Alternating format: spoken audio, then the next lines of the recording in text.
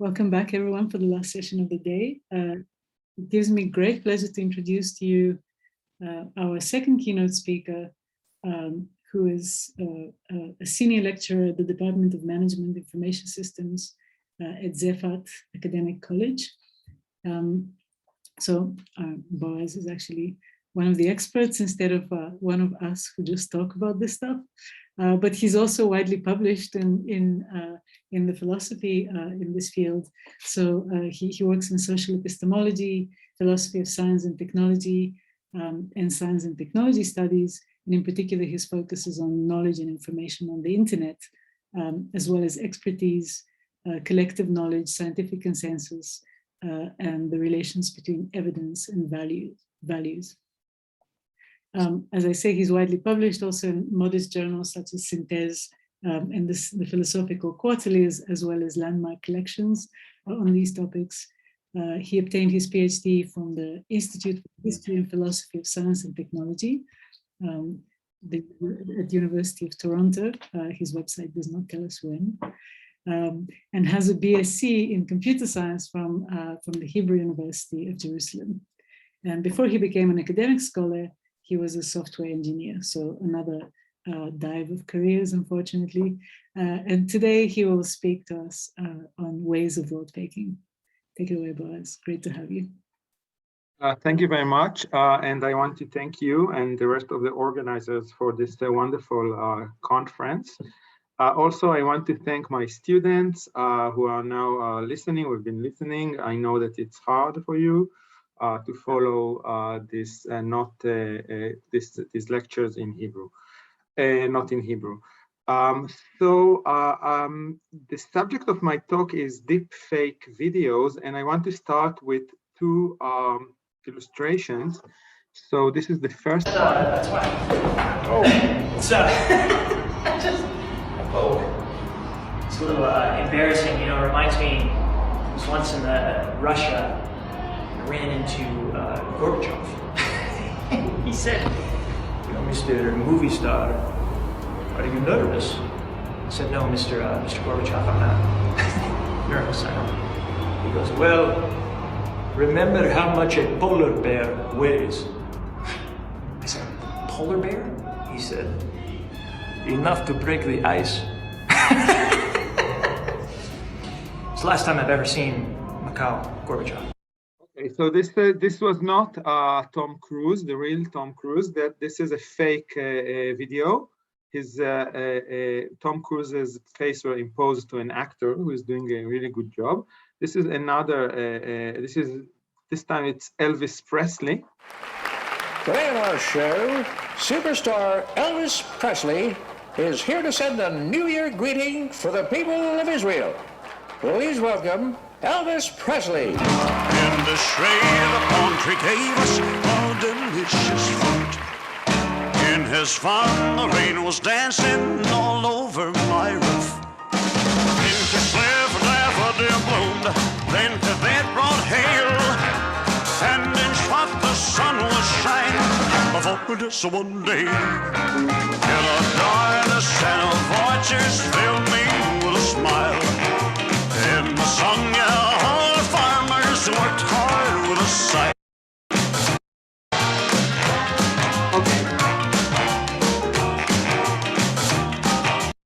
So again, this was not Elvis Presley. This was a fake video of him allegedly singing a song that those who are Israelis would immediately recognize as a famous New Year song. This was very realistic. Before I start, I want to thank my writing partner and good friend Isaac Record from Michigan State University. This is joint work, but what you're going to see now is the Boaz version. We haven't settled yet on the shared view. So this is my take on the subject. It will eventually be published as a co-authored paper. So we've seen Tom Cruise. At least there is one victim of this video. Justin Bieber mocked Tom Cruise without understanding that this was a fake video. It would have been nice if it were a fake Justin Bieber who mocked a fake Tom Cruise, but no, it was the actual Justin Bieber. Elvis Presley, another example. So the subject of the talk is deepfake algorithms, and actually deepfake algorithms are a family of algorithms that use deep learning techniques in order to animate faces and people. So one kind of them are reenactment algorithms. These are algorithms that take a still face and animate it and make it alive. If you remember the Conan sketches with Bob Dole, I'm Bob Dole, you know, where they did it with the lips. Now it's much more sophisticated. They do it with computers. The second type of algorithms are replacement algorithms that take a familiar face, an actor, and impose a new face on that actor. These are the ones that we've seen. So how do they work? They take a series of images or video, use a neural network in order to create a model, an internal model of that face. And then they train the model to reproduce the same face from the model once it is given a new input. So this is, they train it first on the driver. And here comes the trick. Then they take the same model, but give it other inputs of another face. And then it just changes the representation in the video to the new face. So this is how the model is imposed with the new image. And there is also a process of error correction that goes in here. So the algorithm actually learns from its mistake. We can train it in order to create more and more realistic videos. So I want to emphasize that creating convincing deepfakes algorithms is a live ongoing research or puzzle solving program in computer science. As opposed to computer science problems, problem categories such as sorting or optimizing network flow, where the problem and the algorithms that solve it are presented in abstract terms. It doesn't matter what you sort or optimize. Here, the challenge is very specific to create convincing deepfakes. And there are also specific challenges that need to be met. So there's the problem of making the algorithm as generic as possible without having to train too much on the specific driver and specific victim. There's the problem of preventing identity leakage from the driver to the victim. So some features of the driver that would accidentally transfer to the final result. There are problems like objects that obscure the vision, and we have to somehow control for them. There are problems of timing, synchronizing the video correctly, for example, blinking of the eye and so on. And these are very specific technical problems that scientists now are working on. And as opposed to biomedical research, this research program is carried out without almost any ethical supervision. This is although the ethical implications of it are clear to the researchers. They know what they are doing and they're not working on abstract problems. They know exactly what they are doing. There is also a parallel research program of developing algorithms and training neural networks to detect deepfakes. So there's an arms race between those who create algorithms that create deepfakes and those who create algorithms that try to detect deepfakes and distinguish them from authentic videos. So first I want to emphasize that to deal effectively with the threat of deepfakes, we must regulate the research and the tools that it generates deepfake application apps, videos, way before they reach the public, the end user. So this is something that goes under-regulated, under-supervised, and we should just stop the process and control it much earlier. This is the first point that I want to make, the preliminary point. Now, but I want to present now the main puzzle that I want to solve. This is the philosophical puzzle that I want to solve in this talk. there is certainly now an outcry, a justified outcry about deepfake videos. They are said to pose a new epistemic threat and undermine our fundamental epistemic practices. But here's the puzzle. Fictional or distorted representations of reality are as old as the cinema. So people have been creating fakes since it was possible to create fakes, since the camera and the audio recorder, some form of audio recording was invented. This photo is from 2000 Odyssey, Space Odyssey 2000, Stanley Kubrick's movie from 1968. And he created very convincing images of people floating in space, to the extent that people say that conspiracy theorists say that he faked the moon landing. So this is not new, and he didn't have the algorithms that are available today. So what is so special actually about deepfakes? And what is the nature of the alleged threat that they pose? So this is the puzzle that I want to address. In addition, the second puzzle that I want to address is that not all deepfakes actually pose a threat. Some are benign and beseder, and others are malignant, mesukanim, or toxic. A benign deepfake may be a satirical video of Queen Elizabeth dancing to a hip-hop song. This is from an actual deepfake. There's nothing wrong with it. It's funny, it's entertaining, but a malignant one, a dangerous one, a toxic one, may be a video that juxtaposes the face of an ex-partner to a porn video. So this is one of the main problems of deepfake porn videos. So what distinguishes benign deepfakes, such as the one above, from toxic ones, such as the one below, especially epistemically toxic ones? So this is the second puzzle that I want to address. The first, what's so special? What is actually the nature of the threat? And the second, what is the dividing line between good and bad deepfakes? So I'm not the first to address this problem. Don Fallis, a very respectable scholar in the field, also gives an answer.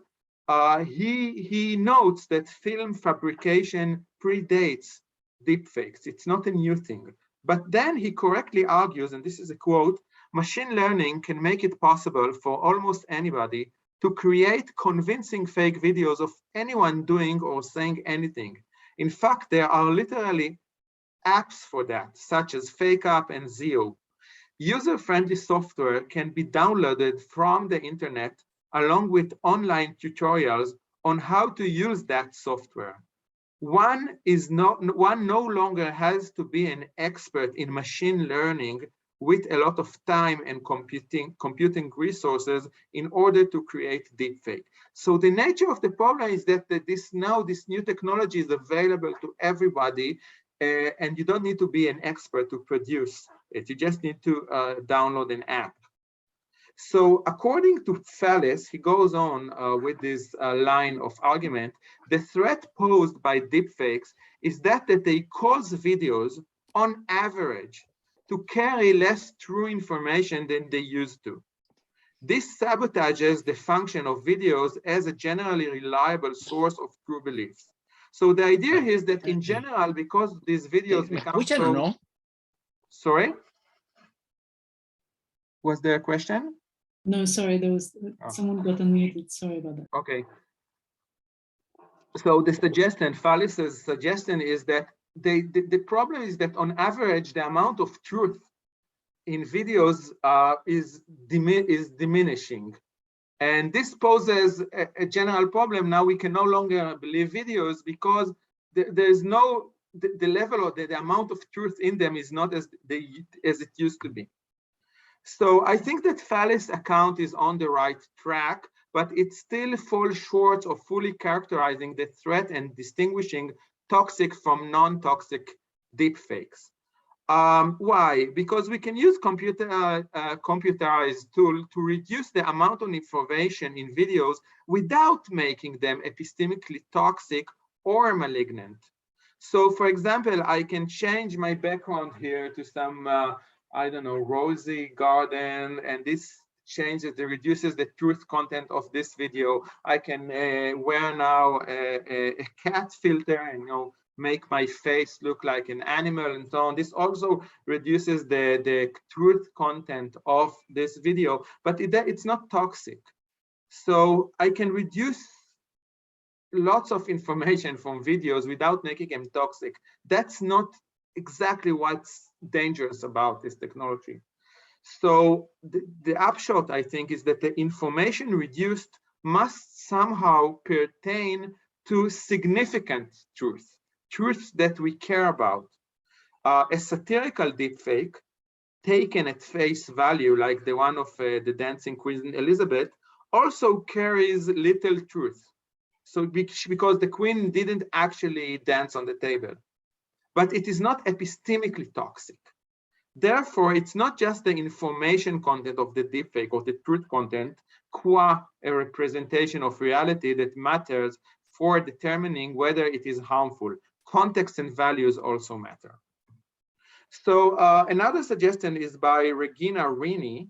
Sorry, I think I skipped a slide here.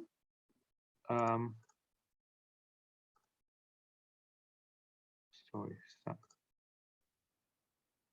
Okay, there's an error here. I think that I'm missing a slide. But according to Regina Rini, we are losing an epistemic backstop.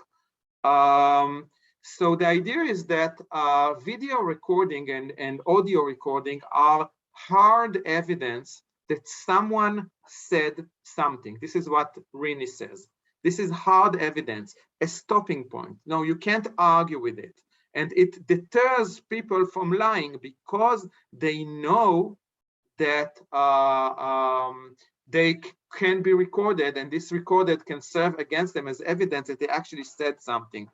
Now, Rini is worried from a situation like this. This is President Trump, who, after he apologized for his remark about women that was recorded in the interview, his sexist remark, tried to suggest that he didn't say it after all, and it was fake. And she's worried that this will become the norm. Once you know that video and audios can be faked, people will just start to denying whatever they said. There will be no hard evidence that they said something. So this is Regina Rini's account. But there are problems, I think, with the Rini's account. First, recording are a very recent phenomenon. So only in the last 50 years or so have they performed the functions that Rini describes. So we've managed to do without this form of art. We managed to do without this form of hard evidence for a very long time. And only in the last 10 years have smartphones become so ubiquitous, nefotzim, that people just film or record whatever is around them. So if her analysis is correct, then what happened before we had so many recording around? So we have established practices of protocol and note-taking that precede video recordings, which have served the same function, and they are still being used and can be used. So I don't think she actually quite nails it.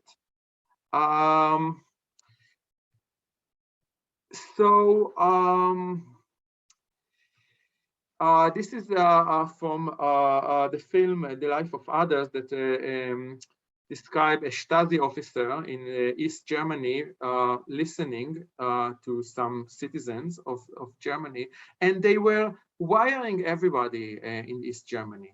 But the thing is that, note that he has no recording device. He's just typing what he's hearing. So it was based, according at least to the film, that the Stasi was based on trust, that the person, the officer recording, listening, actually writes the correct thing that were said. So this is another example that says you can have a very effective secret police without actually recording people.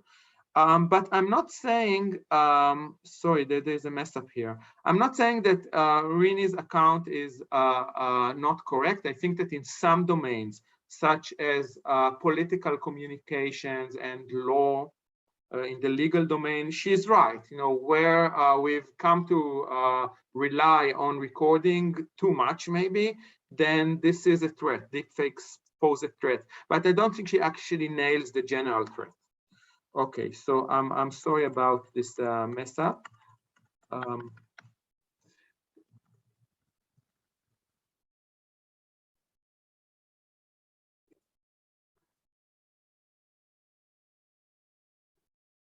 Okay. Oh, and in addition, sorry, Rini doesn't explain what distinguishes deepfakes from previous form of video recording, which is what Fallis actually does explain. And she doesn't quite nails it what distinguishes fake benign ones from toxic ones. So they are both on the right track, but I think that there's something missing in their account. So I want now to present my own, my and Isaac's theoretical framework that I'm going to draw on in order to explain or to answer the threat, the challenge, sorry, that I posed in the beginning of the talk. So this was published in our 2013 paper in Episteme that was mentioned before. Isaac also published it in the Journal for General Philosophy of Science. We've published it, we've used it elsewhere since. So according to our theoretical framework, what we can know depends on what we can do in practice, namely what is practicable. Practicability depends on the material and conceptual resources at our disposal. New technology may thus change standards of responsible beliefs or responsible action in general. This is because when a technology enables subjects to conduct certain inquiries that would be impossible otherwise, they may be reasonably expected to perform them in order to form responsible belief. New technology may also limit action, for example, by blocking access to previously available information.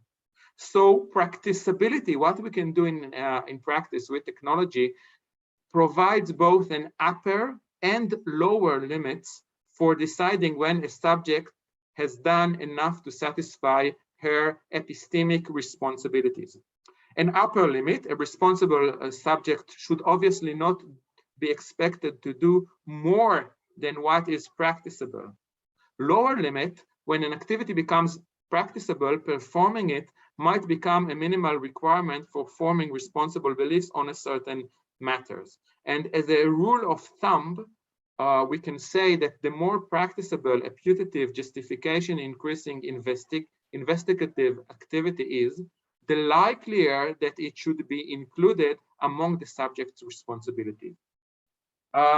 So I have here an example from the Olympic Games of how this works, but I want to use actually another example from 2 days ago. So I live in an apartment building, and that has an underground garage for the cars where we park the cars.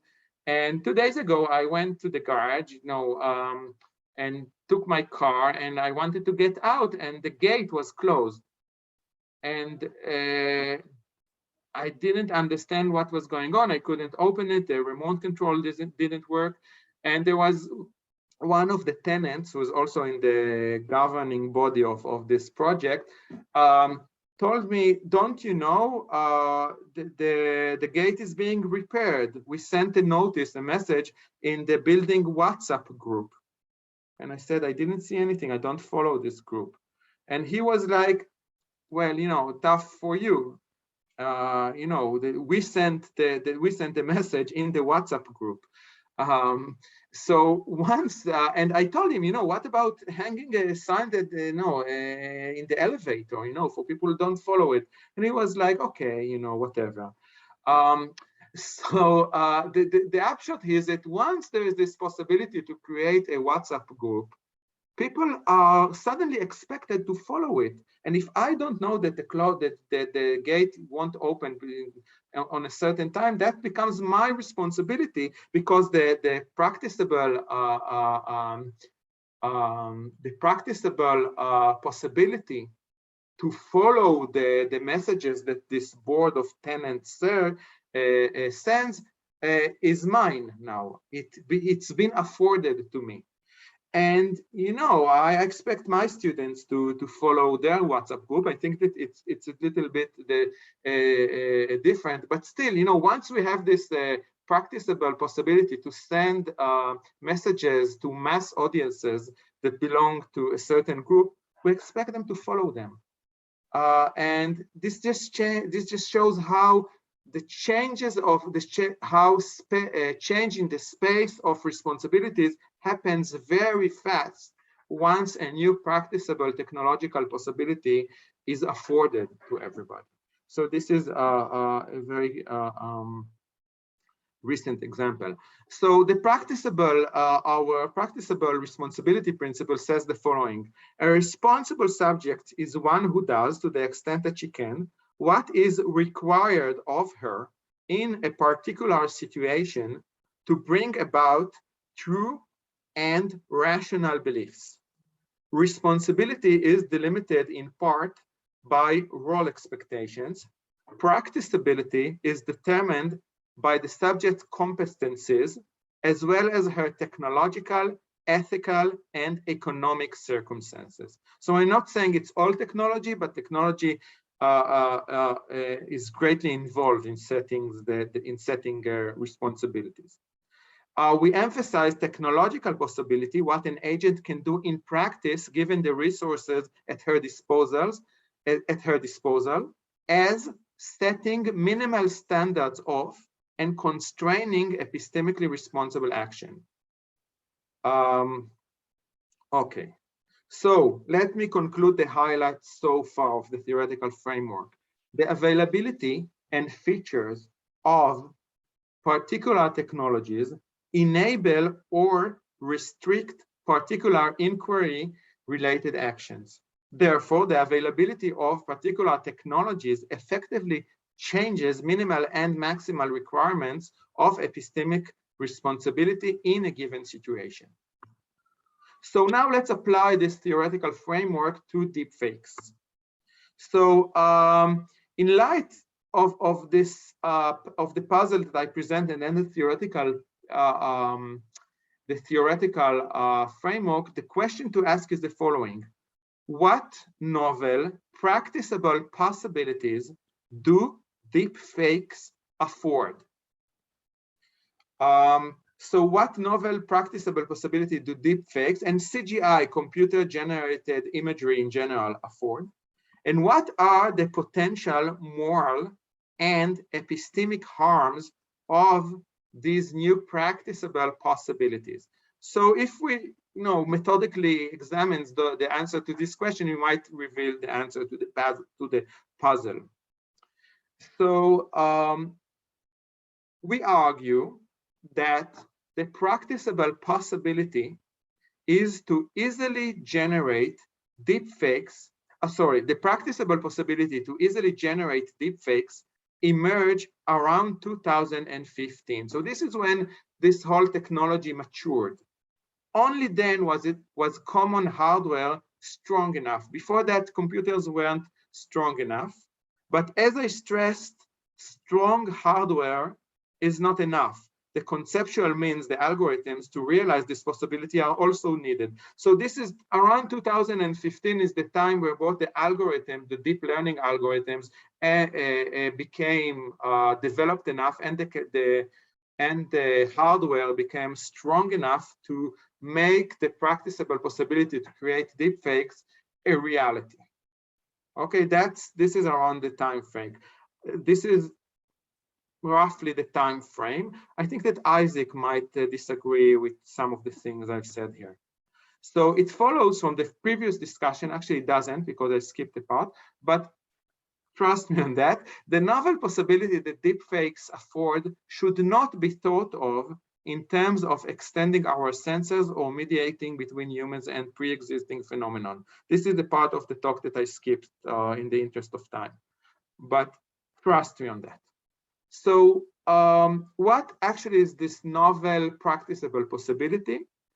We argue that art, photography, literature, painting enables us to create fictional worlds. Okay, so we are creating fictional worlds using art. The novel aspect of deepfakes is that for the first time, they afford ordinary computer users the practicable possibility to cheaply and effortlessly make fictional worlds that are indistinguishable or nearly indistinguishable from the real world. Okay, so this is, I think, this is the crux of it, we think. So we create, using art, we create many fictional worlds. But now there's a new possibility afforded to ordinary people to create new worlds that are just like the real world, They are indistinguishable from it. And we are heavily relying on, of course, on Nelson Goodman's ways of world making here. So if we follow this analysis, if you buy into our analysis, the harms of deepfakes are the following. A deepfake is epistemically malignant, bad, when a reasonable person is misled to believe that the fictional world is the actual world. So we created a world and it confuses the user. He thinks or she thinks it's the actual world. And that's the first condition. But second, it should confuse her or him about something that is important. So it makes her or him form beliefs about the actual world, about issues that are morally or epistemically important. So beliefs about something that matter, not beliefs about things that don't matter. For example, let's apply the framework, the definition or the criterion. A satirical deepfake of Queen Elizabeth dancing to a hip-hop song is benign because a reasonable person understands that this is fiction. It's not, no, a reasonable person doesn't think when he or she watches this that Queen Elizabeth actually danced on the table, right? And also the content of what she says sounds weird because it's satire. It is satire. So a reasonable person understands that this is fake. This is not the actual world. And therefore, the first condition is not met. This is fine. On the other hand, a deep fake of a misogynic speech by Obama, misogynic misogyny is women hatred, sinat nashim. So a deep fake of a misogynic speech by Obama is malignant, is bad, because it misleads a reasonable person about Obama's views on women. So it meets the two criteria. First, it misleads a person to think that this fictional world is the actual world. That's the first condition. It looks like Obama actually said that. Second, it's about something important. It's about the views of the former president of the United States about women, which I at least think is an important subject. So it meets both conditions. So the first is okay, it's benign, and the second is malignant, and we can show that our suggested criteria distinguish between them. Now, in the rest of the talk, I want to discuss two possible objections. First, the first objection concerns deepfake pornography. So the objection goes as follows. There are cases of deepfakes that are morally objectionable, although a reasonable person can distinguish them from the real world. Such is the case with deepfaking a known person's face, typically a woman's, into a pornographic video. So even when a reasonable person is not misled to believe such a video depicts the real world, it is wrong to make it. It is morally wrong to make it, or maybe also to consume it. So the idea is that just juxtaposing a face of a known person to a pornographic video is bad, is morally bad, even if everybody understands that this is a fake video. This is not the actual person. Okay, so this is the first objection. So our reply, I think, I'm not sure if Isaac buys entirely into what I say here, so I say it cautiously, but this is at least my view. There is still a moral difference between deepfaking a person's face into a pornographic video and merely drawing a person's face into a pornographic image. So if just somebody used a pen and pencil to do that, there's a moral difference here, I think. The target of some deepfake pornography is humiliation of the victim, and it creates the desired psychological association among its viewers. So it humiliates the person, and this is the association that it creates. So the reply goes as follows. While a person may rationally know that a video is fake, he or she may still emotionally and physically react to it as if it's real. So at the conscious level, yeah, a person knows this is not true, this is fake, but at some psychological level, physical level, a person might still react to it as if it's real. And there is an important sense in which he or she still confuses the fictional world for the actual world. So that's so we can revise the former two criteria to the following criterion. A deep fake is epistemically or morally malignant when a reasonable person is misled to confuse the fictional world in it with the real world in an epistemically or morally significant way. So if some way that is morally significant or epistemically significant, I'm still confused by this video, I know that it's not a real world, but I still treat it in some way as real, and it's about something important, then it is still a harmful video. Second objection, no real world. Okay, so I don't know how many of you would buy into that, but I'll say it anyway.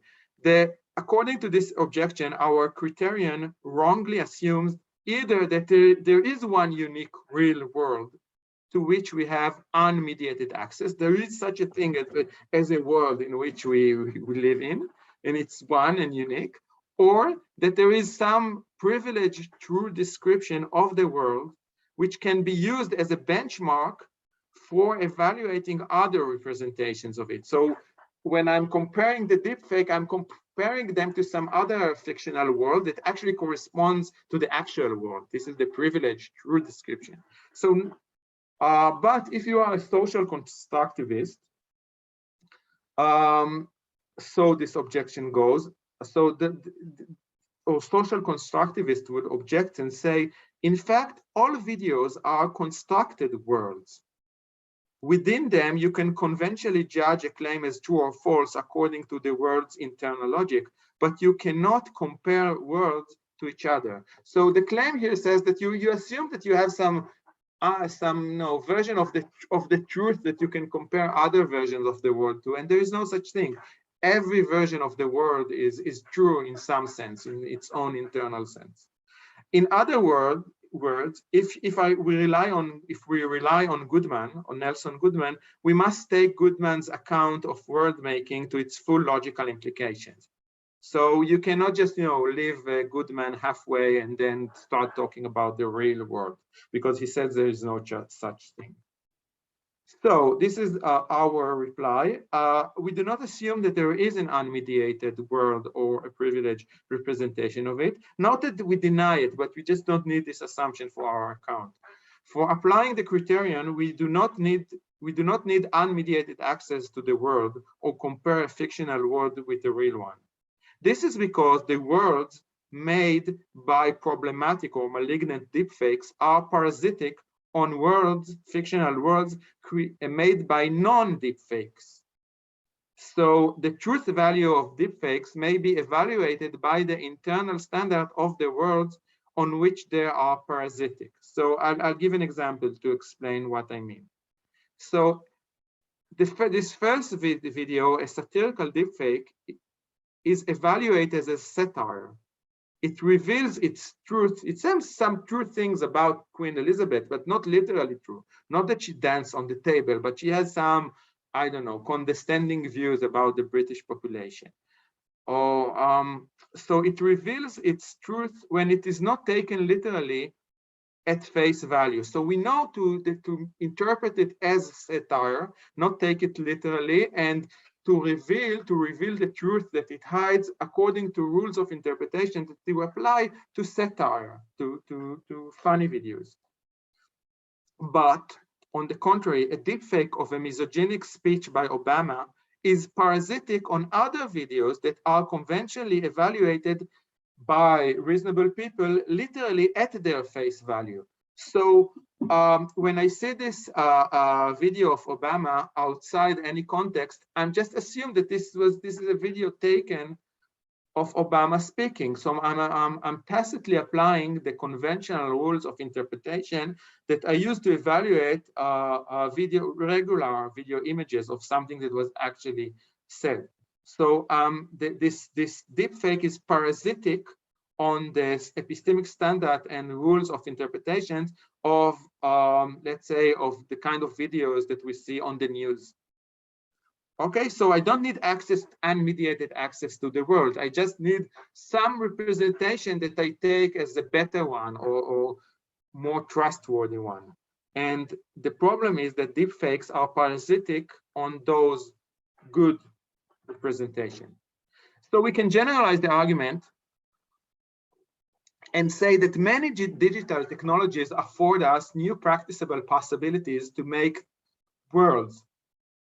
A Photoshop makeover, like the ones you see here on the right, makes a world in which people are more aesthetically attractive according to a set of accepted standards than in the real world. So it removes all kinds of skin deformities, it makes them thinner, sometimes brighter, etc. It becomes morally objectionable when it promotes body perfectionist and lookist standards, and it makes us expect real people to look like Photoshop people. When we start at some level to expect people to look like Photoshop people, it confuses us about the real world, about how people look, and in a morally significant way, in a way that contradicts our values about how people should look like, or what the aesthetic standard that or health standard that we would like to promote. Similarly, a QAnon discussion group may serve as an echo chamber that construct a fictional world which the members of the group mistake for the real world. So it's the same thing.